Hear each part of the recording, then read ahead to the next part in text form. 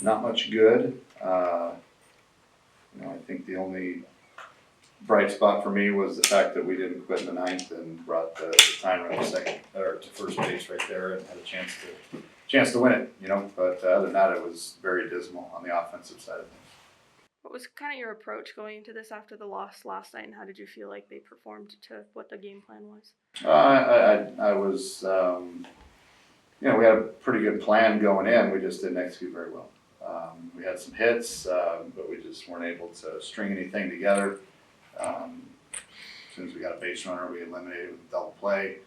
There were some hard hit balls that and they made some nice plays. The shortstop made several nice plays, that were potential base hits that he turned into outs. But overall, offensively, we were pretty flat for the most part. Martinez set a career high with 12 strikeouts tonight. Can you just speak to his performance so far this season?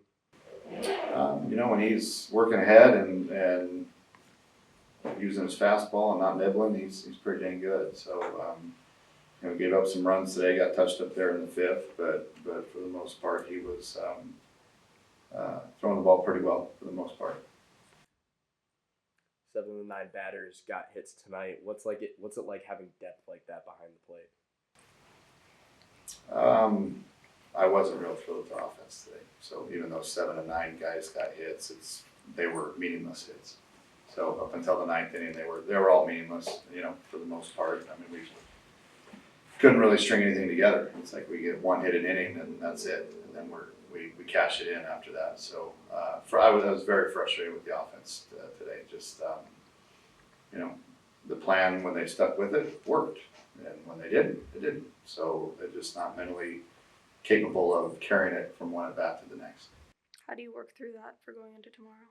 Well, I can scream and yell, or try to be positive, or whatever else in between. But right now it's they're capable of doing it. When they just stay disciplined to it, they can. I'd like to bench some of them, but I can't because we got half our team sick right now. That's no excuse for anything, but I'm not going to put guys that are, having trouble putting their spikes on right now because they're under the weather.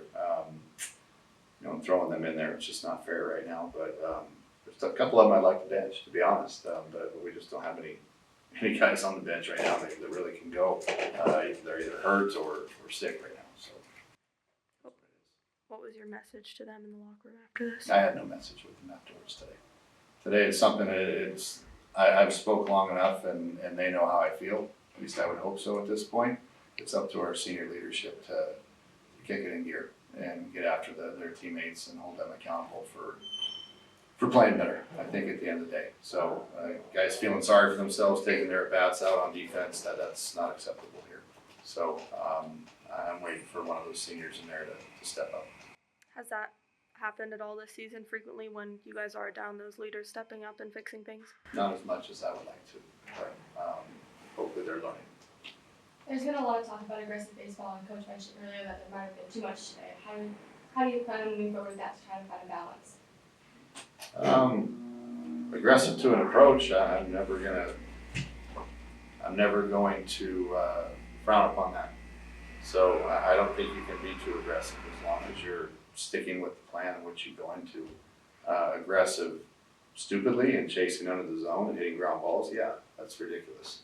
But getting pitches up in the zone and sticking with that and being aggressive, you can never be too aggressive, in my opinion. So, where we got in trouble, we just chased below the zone and hit into ground balls, double plays, and stuff like that. So we've addressed it, and we'll continue to address it, but maybe in a little bit more stern manner tomorrow.